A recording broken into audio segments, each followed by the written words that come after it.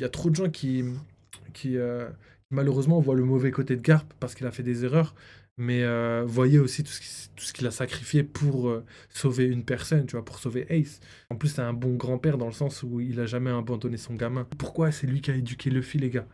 Pourquoi? Parce que sûrement la mère de Luffy, sûrement, elle a dû pas pouvoir l'élever à cause de quelque chose. Peut-être que quelqu'un avait découvert, elle a dû mourir et personne ne pouvait prendre soin de son petit enfant à part le grand-père. C'est ça que les gars, Dragon n'est pas revenu revoir Luffy. Enfin, j'ai l'impression plutôt que c'est le contraire, c'est que Dragon a laissé Luffy à son grand-père parce que il pensait que ce serait plus sûr qu'il soit avec son grand-père qu'avec lui-même. Parce que à cause du sort, à cause de la mort de sa femme, qui devait être de sa faute, il voulait pas que son fils subisse le même sort et du coup il l'a laissé à un héros de la marine, comme ça Luffy pourrait survivre et grandir tout seul. Donc pensez à tout ça. Là je vous ai donné tout le cheminement de ce qui s'est passé dans la famille Monkey D. En tout cas voilà, Garp, gros élément, peut comprendre qu'on l'aime pas, mais faut savoir pardonner les frères.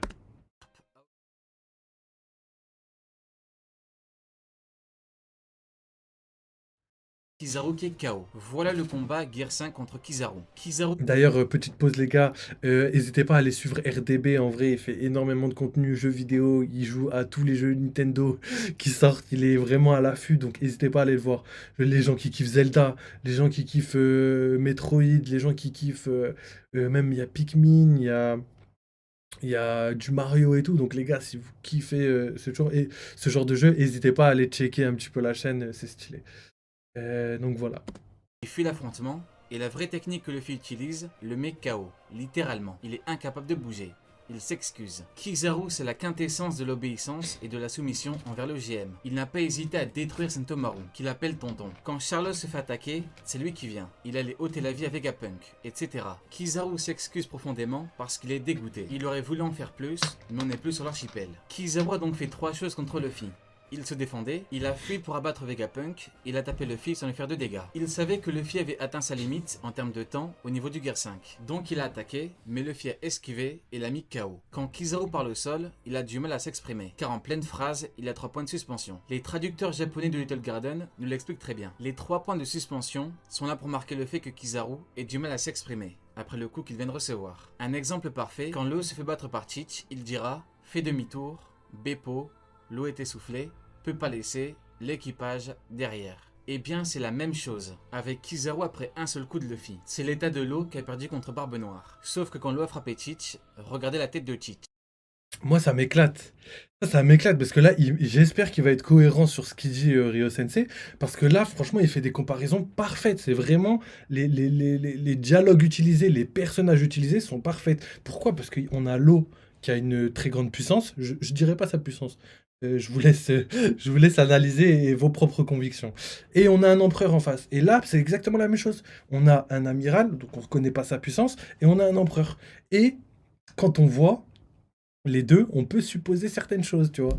Donc, je vous laisse avoir vos propres avis. Et n'oubliez pas, s'il vous plaît, parce que là, je sais ce qu'il va dire, Rio. Il va dire, regardez l'état de Barbe Noire comparé à l'état de, euh, Luffy, tu vois, qui a pas eu de blessure. Mais bon, Barbe Noire, on le sait tous, les gars. On le sait tous, Barbe Noire ne peut pas esquiver. Même contre Ace, il a fini par battre Ace, mais il l'a dit lui-même qu'il pouvait pas esquiver ses coups parce que le problème des ténèbres, c'est qu'ils aspirent tout. Exactement comme un trou noir, qui aspire même la lumière, tout. Donc, à voir ce qui va en découler de tout ça. Van Augur propose carrément de partir. On a donc bien eu des combats qui opposaient des Yonko à des hommes qui avaient 3 milliards sur la tête. Law contre Teach, Kid contre Shanks, Kizaru contre Luffy. Je vous avais dit que l'auteur excellait dans l'illusionnisme, car il donne l'illusion que certains ont de grandes chances contre d'autres, alors que ce n'est pas le cas. On a parlé de beaucoup d'exemples. Ces fins de combat sont faites de sorte à ce que l'on comprenne qui sont les Yonko. Kid et Law sont certes très forts, mais ils ont battu Big Mom à 2. Kizaru est certes très fort, mais il est incapable de vaincre Marco sans grande difficulté. Ces 3 combats nous montrent... Ah, ok. Là, je suis d'accord avec lui. Incapable de vaincre Marco sans difficulté. Ça, je suis d'accord avec lui. C'est-à-dire qu'il est capable de le vaincre. Donc ça, pour l'instant, je suis d'accord. qui sont les plus proches du trésor du roi des pirates. Les empereurs ont certes des empires, des flottes, des équipages, mais un empereur est avant tout un pirate extrêmement puissant. Quand tu affrontes un empereur, Tu entres dans un combat que tu auras du mal à assumer si tu n'es pas proche du niveau. Tu peux lui faire mal, tu peux pourquoi pas tenir un certain temps, mais pour gagner, il te faudra des circonstances exceptionnelles. One Piece est un manga de pirates, et un empereur est un pirate. Un empereur, c'est le summum de ce que la piraterie mondiale peut proposer. Dans un équipage Yonko, il n'y a qu'un seul et unique Yonko. De Kid, Law et Luffy, c'est Luffy qui est devenu empereur. Les amiraux, c'est le summum de ce que la marine peut proposer. Mais les amiraux ne sont pas uniques dans la marine. Il y en a 3 et un amiral en chef. Quand 2 postes sont vacants, on te trouve 2 hommes dans la nature. Pour les Yonko, c'est différent. Pour Baggy, tout repose sur du faux. Le monde croit qu'il a le niveau. Et pour Luffy, on parle d'un homme qui a battu Shishibukai, commandant Yonko, pour enfin devenir Yonko. En conclusion, je dirais que l'auteur a comme d'habitude parfaitement fait les choses. Eiichiro Oda n'est pas quelqu'un qui forcera un scénario au détriment de la cohérence. Eiichiro Oda est quelqu'un qui connaît l'importance de la cohérence. Chapitre 1093, Luffy versus Kizaru. D'ailleurs, ça, je suis grave content qu'il dise ça, parce que c'est vrai, les gars, Oda, c'est vraiment une masterclass en termes de cohérence, en termes de contrôle et de maîtrise de son œuvre. C'est vraiment un truc de fou, les gars. Je me demande qui pourrait être aussi cohérent aussi longtemps. Il y a des équipes entières. Il y a des équipes entières, par exemple, dans le domaine de Marvel, dans le domaine de Star Wars, et les équipes entières n'arrivent pas à être cohérents sur tout ça. Il y a énormément de choses. Après, il y a beaucoup de personnes qui veulent invalider Oda, qui veulent le détruire, qui veulent dire que c'est pas un génie, etc., etc. Bah ouais, si vous voulez, mais bon, pour l'instant, personne ne fait la même chose. Donc si ça, c'est pas la définition même du génie, je sais pas ce que c'est. Et quand je dis dans les Marvel, par exemple, il y a vraiment des fois des grosses incohérences par rapport aux comics et aux films et aux dessins animés. C'est parce que eux, ils ont des équipes, mais ils ont autre chose aussi. Ils ont des fans, ouais, des ultra fans qui connaissent tout l'univers, qui ont tout lu, qui sont à leur service pour éviter ce type de problème. Et malgré tout, il y a certains problèmes qui passent. Juste pour vous montrer le degré colossal de difficulté pour que la cohérence rentre en œuvre. En fait, plus tu développes d'histoire, plus la cohérence commence à être de moins en moins efficace, parce que on est des êtres humains, tu vois, on n'arrive pas malheureusement. Peut-être avec les IA dans le futur, on pourra. Il y aura une IA qui te dira oui, mais non, ça c'est pas possible parce que justement à ce moment-là, dans le chapitre machin chose et tout, tu vois. Mais peut-être plus tard, mais pour l'instant, en tant qu'humain, il y a toujours des petits défauts de cohérence, etc., etc. Et j'ai cité Star Wars et trucs, mais il y en a plein d'autres, tu vois, il y en a plein d'autres. Donc voilà, continuons Chapitre sur ce chapitre. 1094, Singé grâce à Saturne, dieu guerrier de la science et de la défense. Le titre est à rallonge, Oh yeah. mais ce n'est pas anodin. Enfin. Le Luffy versus Kizaru est là pour nous montrer que Kizaru ne fait pas le poids. Kizaru n'est qu'un faire-valoir sans grande ambition et qui avait comme volonté le fait de rester fidèle, obéissant et soumis au GM.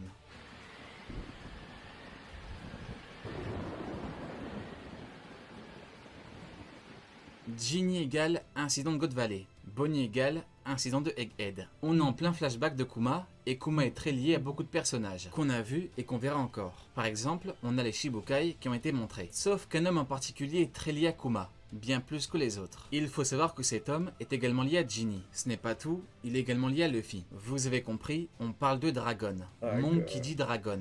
Père de Luffy, ami de Kuma, ami de Ginny, chef suprême des Revo. Dès que Kuma rencontre Dragon, on peut voir Dragon dans chaque chapitre du flashback. Absolument chaque chapitre. Dans le 1095, il rencontre Ivankov. Dans le 1096, il est devant Saturne qui lui dit des mots forts. Puis au 1097, il rencontre Dragon. Justement, depuis, dans chaque chapitre, Dragon est là. Il n'a jamais été aussi présent dans le manga. Dans le 1097, les Revo sont nés. Kuma devient alors un élément important de l'organisation, qui vise à faire tomber le GM. On retient l'info, c'est important pour Saturne. Dans le 1098, il est là quand Ginny lui parle. Dans le 1099, il lui dit « Laisse-toi guider par le vent du destin ». Dans le 1100, on le voit qui apprend le fait que Kuma est un Shibukai. Et à la fin du chapitre, on peut voir Kuma qui va vers Fushia et on voit Luffy. Dragon sera donc encore de la partie.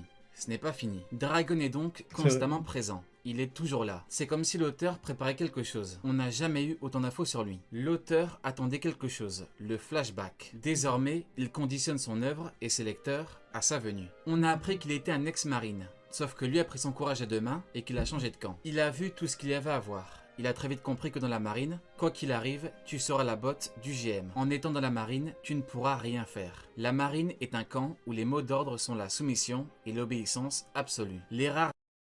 C'est ouf, les gars, c'est ouf. Parce que il est pareil que... On en a parlé. Donc là, on va parler vite fait de Dragon. Donc là, il parle de Dragon et de la venue, sa potentielle venue à Egghead, ce que je crois possible. Par contre, il y a juste deux choses à noter, les gars. Première chose, on a vu Kuma, qui était sur l'île où était Dragon. Et Kuma, on suppose tous, je pense qu'on est assez d'accord là-dessus, que Kuma va sûrement venir à Egghead. Et qu'il y a un élément déclencheur sur Egghead, un ordre caché comme l'ordre caché de défendre le navire des Mugiwara, qui doit être là et qui s'est déclenché à la venue peut-être de Bonnie ou à la venue de quelqu'un dans sa bulle de souvenirs, ou je sais pas, tu vois, il y a plein de possibilités. Donc ça, premièrement, c'est ça. Deuxièmement, Kuma, lui, il est toujours pas à Egghead. En fait, c'est ça. C'est ça, parce que moi, je crois en sa venue, mais j'ai l'impression que ça peut pas... En fait, l'accident Egghead, si je me trompe pas, il dure un jour. Enfin, une nuit. Il dure une nuit. Donc, il peut durer 2 jours et une nuit. Si, par exemple, la journée se passe la nuit, vous avez capté, vous me comprenez. Donc, ça dure une nuit. Et le problème avec ça, c'est que Kuma est toujours pas arrivé alors qu'il est parti bien avant Dragon. Ça, c'est la première chose. Donc, quand on sait ça, on se dit Kuma, son fruit, il est légendaire, il lui permet de voler n'importe où, etc. Mais, pour l'instant, il est toujours pas là. Donc déjà, ça c'est ouf. Deuxièmement, la seule personne à pouvoir faire ça, c'était Shanks. Shanks, on a vu qu'il a fait Nouveau Monde Marineford en une seule journée, alors que Luffy, Dressrosa, Zou, je crois, il a mis 2 semaines. Juste pour vous montrer la distance colossale des trucs. Et comme on vient de le voir à l'instant, Oda, niveau cohérence, il est toujours de la partie, il est toujours chaud, donc ça m'étonnerait qu'il soit incohérent. Donc pour moi, c'est le seul blocage à la venue de Dragon. Donc il y a deux possibilités. Première possibilité, il a un fruit du démon légendaire en rapport avec le vent qui va permettre à son bateau de pouvoir voler jusqu'à Egghead à une vitesse folle. Mais en fait, j'ai du mal à croire en ça à cause du fait que regardez Kuma, le temps qu'il a mis, alors que on a vu par exemple dans le flashback, juste avant le flashback des 2 ans, l'ellipse des 2 ans, on a vu Luffy à la vitesse où il traversait le ciel là dans sa bulle envoyée par Kuma là, sa bulle de compression d'air là, et on a vu qu'il allait mais à une vitesse folle. Du coup, je me suis dit, est-ce qu'un bateau capable d'aller à cette vitesse, en fait, ce serait comme si c'était un coup de burst, tu vois, mais infini, tu vois. Donc, est-ce qu'il est... Mais même ça, je suis même pas sûr, parce que il me semble qu'il a mis 3 jours à aller à Amazon Lily. Après, peut-être qu'il a fait le tour d'un, j'en sais rien, tu vois, mais le fait que Kuma, il mette énormément de temps à aller à Egghead, alors que normalement, son pouvoir lui permet d'y aller très très vite. Quand je dis énormément, c'est pas énormément non plus, mais il met du temps quand même. Et il faudrait la même puissance à Dragon pour venir. Donc après, est-ce que Dragon, il pourrait pas se déplacer solo, c'est-à-dire il se transforme en dragon, je sais pas si c'est un fruit du dragon type chinois, genre type Shenron ou un truc comme ça, et il y va, tu vois. Ou peut-être c'est un dieu du vent et il peut voler, j'en sais rien, mais je pense que c'est possible, mais que ça peut être difficile. Par contre, la cohérence, ce qu'il a ajouté par rapport à ça, le fait que ça fait énormément de chapitres, on voit Dragon, on voit Dragon, on voit Dragon, oui, il prépare sa venue. Mais est-ce qu'il prépare sa venue à court terme, c'est-à-dire direct après le chapitre où Luffy, enfin où on retourne dans le présent, ou est-ce qu'il prépare sa venue dans les quelques chapitres plus loin, tu vois, c'est ça aussi.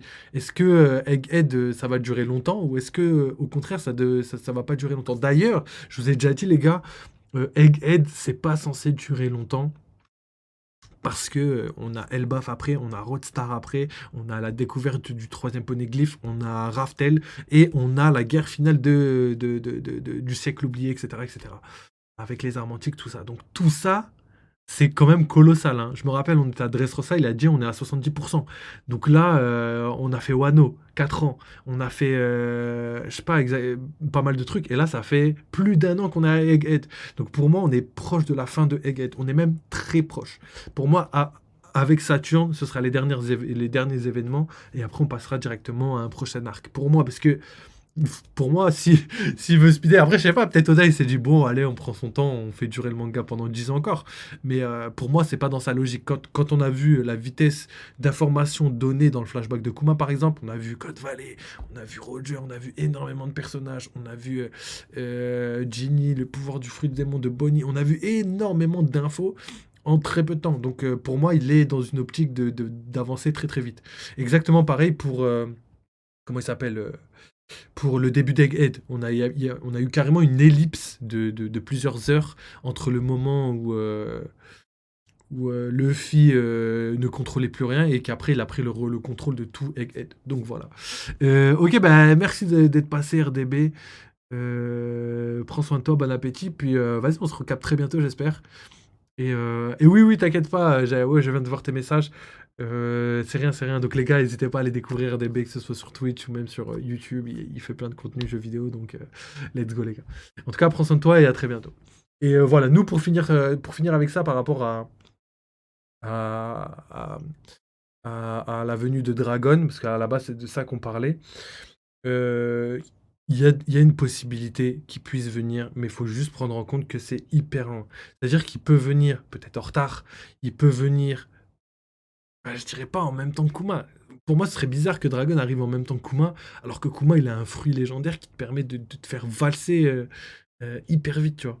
Comment Dragon pourrait faire ça? Après, il y a le fruit de la téléportation, mais il est dans l'équipage de Barbe Noire. Donc, pareil, ça va être un peu difficile. D'ailleurs, j'ai trop hâte. Imaginez un mec qui se téléporte, il fait fiu, fiu, fiu, fiu, fiu. Et en plus, c'est Van Augure, donc il tire, c'est un sniper. C'est très légendaire. Je kifferais, j'ai hâte de voir ce type de combat. Ça doit être contre Sanji, Van Augure, je le vois bien contre Sanji. Après, logiquement, c'est contre Sop, mais je sais pas si Usopp est la level 1. Je vais pas vous mentir. Donc voilà, voilà. Je vous ai dit tout ce que je pensais. En termes d'obéissance et de soumission totale étant Garp et un peu Fujitora. Pour le cas de Fujitora, il a profité des moments exceptionnels et de l'alliance Kaido Big Mom, qui a fait trembler la marine. Le dégager était bien trop risqué. Pour le cas de Garp, c'est Sengoku qui en parle le mieux. Il profite du fait que pour le monde, c'est le héros de la marine. Sans God Valley et Roger, Sengoku le dit clairement, ça fait bien longtemps qu'il l'aurait fait disparaître. Garp a donc, en quelque sorte, un peu plus de liberté, même s'il est quoi qu'il arrive, bloqué à cause du camp qui est le sien. Le seul vrai bon choix qu'il aurait dû faire, c'est de rejoindre son fils chez les Revo. Dragon a eu beaucoup de mal à recruter de très bons éléments, dans le sens puissance du terme. Et Garp aurait été un excellent élément. Il en va de même pour Fujitora, qui aurait pu rejoindre Dragon, mais qui préfère être dans la marine, bien qu'il soit très limité. Kizaru était vu en train de danser comme Nika. Kizaru aurait également pu rejoindre les Revo, rejoindre Dragon, ce qui aurait fait de lui un véritable élément déterminant pour la révolution mondiale. Mais il a préféré être dans la marine et y rester, en restant soumis et obéissant envers ce camp. Aokiji aurait également pu rejoindre Dragon quand il a vu Ohara, mais il a tout fait pour devenir amiral en chef. Sauf qu'après une défaite, il quitta la marine et finira commandant de Barbe Noire. On a encore un homme qui aurait pu faire de vraies choses en prenant une vraie décision. Mais quoi qu'il arrive, même en devenant amiral en chef, il n'aurait pas réellement pu changer la marine. Il aurait juste pu changer les modes d'action et faire de la marine une marine moins extrême. La question est donc, quel était son réel but ? Tout changer ou juste rendre la marine moins extrême. Quoi qu'il arrive, il faut comprendre que, s'ils avaient pris les bonnes décisions, l'avenir du monde aurait été beaucoup moins incertain.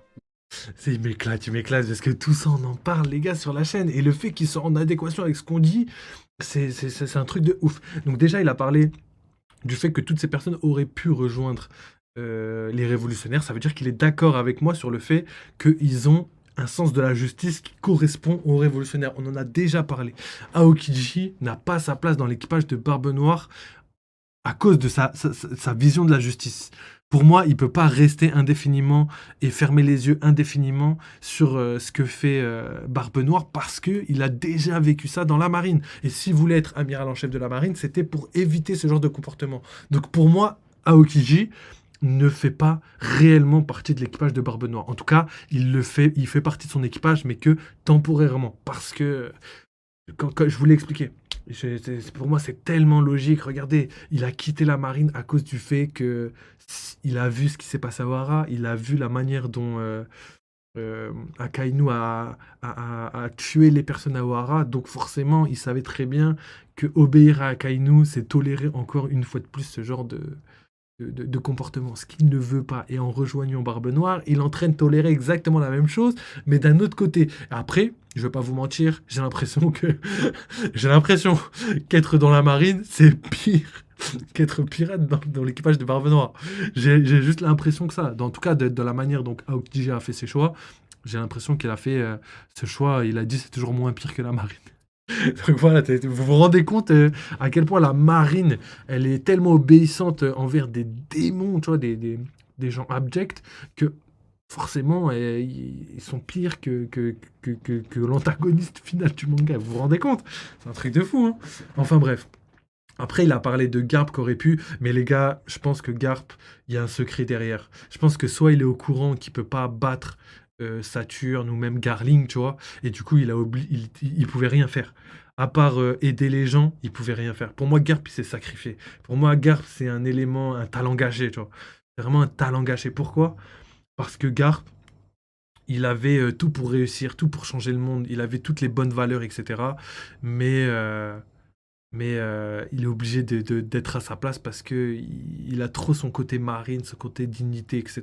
Et qui veut pas le faire rejoindre ni les pirates ni les révolutionnaires parce que les révolutionnaires, je sais pas pourquoi il est pas parti, mais je pense que c'est justement le fait qu'il s'est un petit peu embrouillé avec son fils qui a fait qu'il pouvait pas rejoindre les révolutionnaires dans ce sens-là, tu vois. Après, à voir, à voir. Mais en tout cas, Garp, il était coincé. Ce que Roger lui a demandé de faire, c'était la pire chose.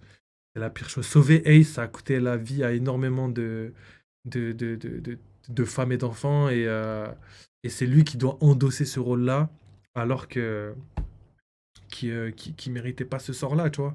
Et que s'il sauvait pas Ace, eh ben, son vrai sens de la justice, son amitié, sa loyauté envers Roger, eh ben, elle en serait entachée. Et ça, il y a très peu de gens qui arrivent à le comprendre. Et du coup, les gars, dites-moi ce que vous en pensez en com, les gars, en vrai. Parce que ça me tue. Il y a trop de gens qui, malheureusement, voient le mauvais côté de Garp parce qu'il a fait des erreurs.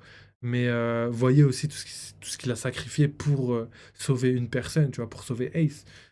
Du coup, franchement, en plus, c'est un bon grand-père dans le sens où il a jamais abandonné son gamin. Il a jamais abandonné le gamin de Luffy. Pourquoi? C'est lui qui a éduqué Luffy, les gars. Pourquoi? Parce que sûrement la mère de Garp, plutôt pas la mère de Garp, pardon, mais la mère de Luffy, sûrement, elle a dû pas pouvoir l'élever à cause de quelque chose. Peut-être que quelqu'un avait découvert, elle a dû mourir, et personne ne pouvait prendre soin de son petit enfant, à part le grand-père. C'est ça que les gars, Dragon n'est pas revenu revoir Luffy.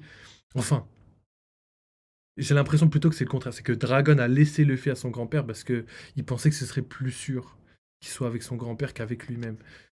Parce que à cause du sort, à cause de la mort de sa femme, qui devait être de sa faute, il voulait pas que son fils subisse le même sort et du coup il l'a laissé à un héros de la marine, comme ça Luffy pourrait survivre et grandir tout seul. Donc pensez à tout ça. Là je vous ai donné tout le cheminement de ce qui s'est passé dans la famille Monkey D. En tout cas voilà, Garp, gros élément, peut comprendre qu'on l'aime pas, mais faut savoir pardonner les frères.